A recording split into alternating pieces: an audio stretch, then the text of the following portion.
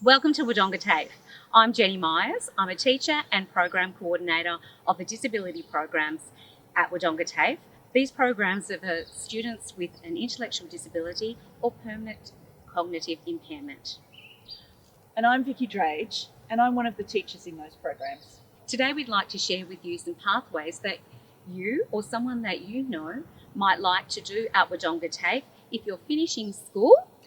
Or you finished school a while ago, but you're interested in what pathways you might want to pursue.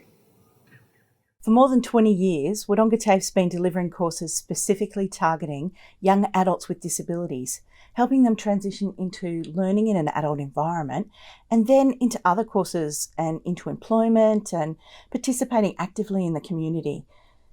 You might see some people you recognise here and, well, that's because we have a number of full-time and short courses which can create a pathway for people with disabilities. So people often stay with us for a couple of years building up their skills and their qualifications and gaining experience as well. Most of our programs run out of W Building.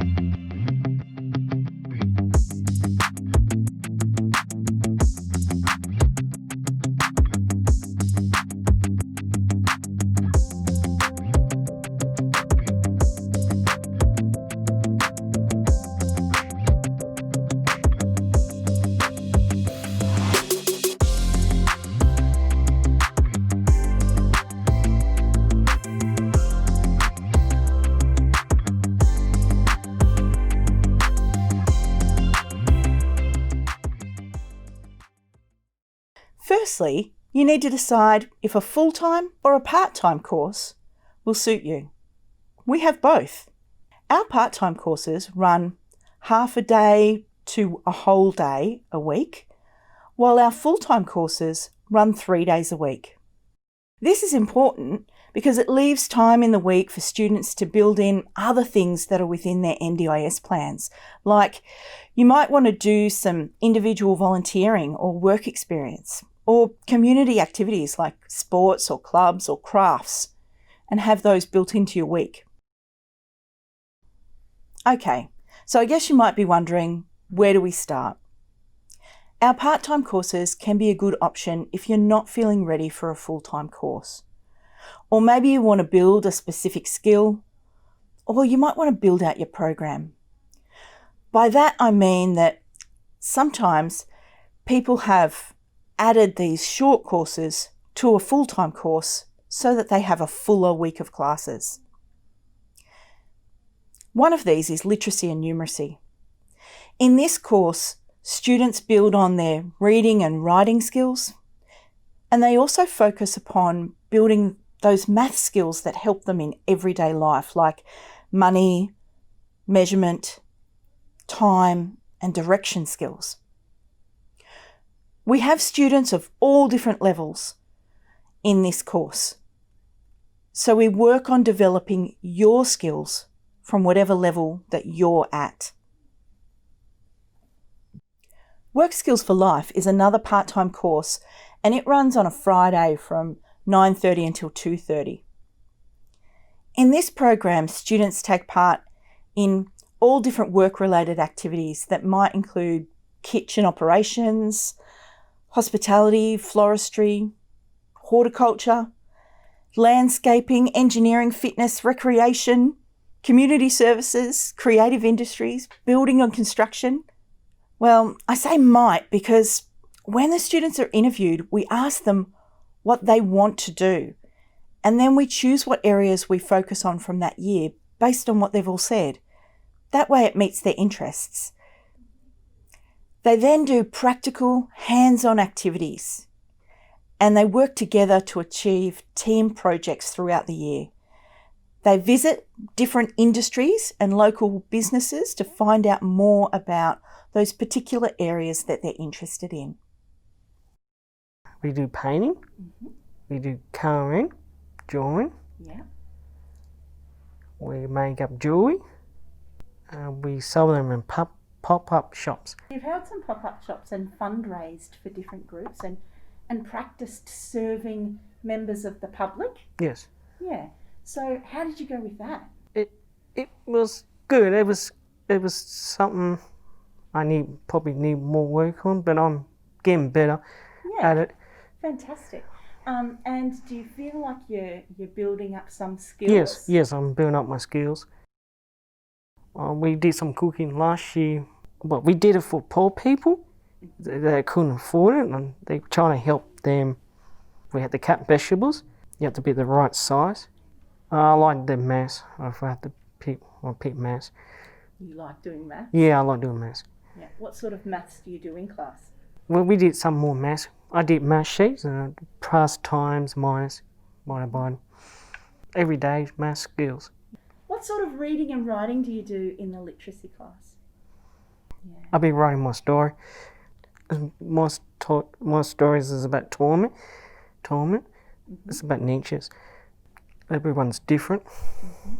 Everyone's got different speeds. Some are slow, some are fast, some in the middle. And so what does your teacher do to deal with that? Are you all working on the same task or different tasks? All different. Everyone's doing different tasks. Yeah. It's like high school, they just pretend they help you, but they don't want to help you. And do you feel that it's different here? Oh, it's much easier. It's less kids, not like 40 kids, So here you feel like you're getting some help that you Yeah, it's need. good. Yeah, brilliant. Now we come to our full-time courses. If you're new to TAFE, the course for you is Certificate 1 in Transition Education. Transition education is the time for students to learn about themselves and how to actively participate in the community as an adult, to try different training areas, to build self-confidence and independence for living and travelling, and to have a go at new things. This course provides a chance to plan projects, work in teams, build your resume, and develop work skills by volunteering. It's a really important chance for you to settle into adult learning at TAFE because it's quite different to school and you'll get to make some new friends, which, let's face it, is also pretty important. Here's what a couple of our former transition students had to say. Hi, I'm Megan Starr. I'm Jeremy Buffo, and last year we did transition education at Wodonga TAFE. When I first left school and came to TAFE, I felt nervous and a bit excited, but I made really good friends and learnt new skills. Something different about TAFE was that we got to go on excursions and in volunteering and learning new skills and getting work. One of the things we did in transition was organising excursions, and we had to plan the days and the times, and some of the things we did were archery and going to Mansfield Zoo. The most valuable thing for me was volunteering, using an auger when we were tree planting, and going to Bonagilla and cleaning and doing stuff around there and learning about the people who were there, and I also learnt some work skills with that as well and put it on my resume to help me get the job I'm in today. I am really glad I did transition because I learnt new skills and made new friends, and right now I am doing work education to learn new skills and help me find another job. Going to different places and stuff and not staying stuck inside the classroom all day. The library, mini golf. Well, I got to hang out with a lot of animals at Kangula. volunteering, and nowadays when I do go there, I usually just get to hang out with the animals. And I volunteered at Wodonga Council, papers into envelopes. Yes, I would recommend other people to do it. And what I'm doing now is work education. Following your Certificate 1 in Transition Education is our work education courses. We have a Certificate 1 and a Certificate 2. Each of these runs for a year. These students have typically completed transition and are ready to focus on developing their work readiness skills and explore work expectations. The students need to investigate different job options and identify work expectations, like those exacting requirements of a job, the pace that's required, break expectations, as well as interacting with colleagues and the general expectations like punctuality and grooming. They further develop their independent travel skills, learn about workplace health and safety, and go on industry visits. A really important part of our course is the opportunity for students to specifically focus their development and practice their skills in a diverse range of work placements. We've had students working in administration roles, animal care, hospitality, warehousing. We've had some students in libraries and doing retail, in aged care, and doing horticulture. Here's what a few of our students had to say about their placements, and we filmed these during an animation project. I did my work placement at the Cube. Some of the jobs I did sort out tickets, doing some office administration, being usher for shows, and sorting out leads and calls behind the scenes. I enjoyed my work placement because there was a variety of different jobs and experiences. Sometimes it was challenging but very rewarding. I liked being an usher because I got to watch the shows. I would recommend this placement for anyone who's interested in the arts but unsure what area. I did my work placement at Wodonga Dog Rescue. Some of the jobs I did are vacuuming the floors, cleaning out cages, taking the dogs outside and playing with the cats. I enjoy playing with the cats. Sometimes I found it hard to follow instructions, so I asked for help. I would recommend this placement to anyone who likes animals. I did my work placement in the gardens at Wodonga TAFE. Some jobs I did are planting, going to the shops to buy equipment, potting plants. We made a whole new garden near the residence. I joined my work placement because I love looking after the gardens, and that was really good to work with. I would recommend this placement for someone who likes gardening. A question we're often asked is, what kind of support is available at TAFE? Firstly, our courses have small class numbers, so you have some more time with the teacher and you don't get lost in the crowd. Also, we often have a class support person who can help students to complete their work. However, TAFEs don't provide personal care.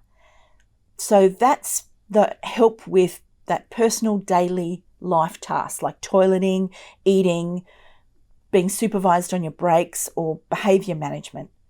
Students who need that sort of assistance usually arrange personal support to come with them through their NDIS plans. Transport. Now, that's often a concern for students. Some students come independently by public bus, or others get driven by their parents or their carers, but many of our students arrange to be dropped off by community transport buses through services like Community Accessibility or Kirinari. Look, it's important to say that after spending so many years in the protected environment of primary and secondary school, students often find this step into the big wide world and into independence to be really exciting. but also a nervous time. So you're not alone, and we know that you may need some extra support. Wodonga TAFE has a disability liaison officer. So if you need a specific piece of technology or some kind of adjustment for your disability, you can speak to the disability liaison officer to arrange this. TAFE also has qualified counsellors to talk to if things in your life are troubling you. We have skills and jobs headquarters where you can make an appointment to work with a careers advisor on your resume or job seeking activities. You could practice your interview skills or get help to make decisions about what job might suit you. We have lots of support to help you. So you might be thinking, well, all that sounds great, but how much does it cost? And how do I sign up? Two very good questions. Well, costs depend on whether you have a concession card, which looks like this from Centrelink. And it also depends on which course you're looking at. So let's look at the website, www.wodongatafe.edu.au. Okay, so we open up the Wodonga TAFE website and you can see that here. This is what it looks like, and if I scroll down you can see here there's a box where I can type the name of the course I'm interested in. I could click on the magnifying glass button and it would take me there, or I could go down here to the disability programs. So if I click on that, it takes me to a new screen. Here we are. I scroll down, we can see our full-time courses are listed here.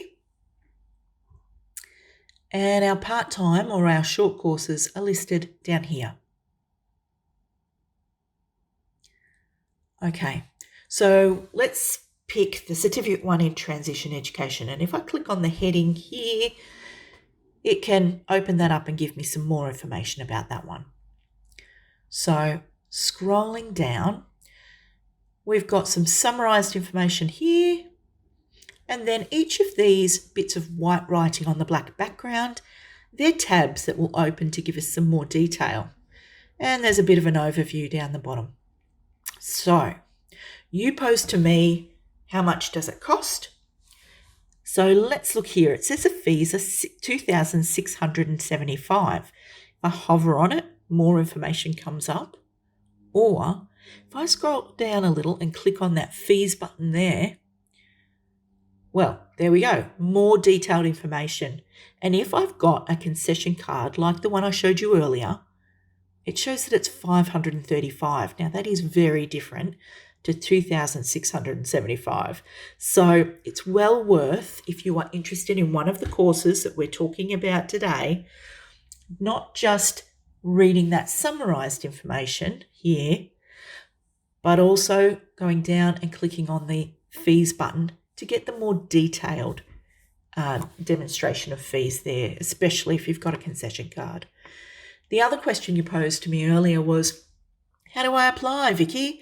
Well, the answer is over here on this bright blue button that says apply now. You just click that. It's as simple as that. That opens us up to a new screen. One side has got a green button and the other a blue one. The green button is for if you've already studied with us and you've got a student ID and a password. If you are new to Wodonga TAFE, you've not been with us before, you're new, click the blue button. Here we go. I'll click it now. That opens up a form. And this form asks you the kinds of questions you always expect on a form. What's my name? What's my birth date? Where do you live? Who's your next of kin? All those formy kind of questions. What else do I need to have for this? What's something a bit different or special? For this one, you have to have a unique student identifier or a USI number. Now, it's a crazy number. It's got letters and numbers and all sorts of things in it. If you don't remember it, it might be that your mum or dad or carer or maybe a teacher at school knows it. But if you've completely forgotten, don't worry, because you can just go to Google, type in USI, and it will open you up this website. And this website gives you options for if you've forgotten your password or forgotten the USI. You just click here. And it gives you a few different ways that when you applied for your USI, you might have given them an email address, a mobile number. So if you just give them that information back and click the red Find Your USI button, they can give you your USI. Then you can come back to our normal screen here, which is the application form, and you can type it into that. The other thing it's going to ask you about is it's going to ask you for some identity documents, the ones that you're going to show when you come and enrol. They're those kind of documents that prove you are who you say you are.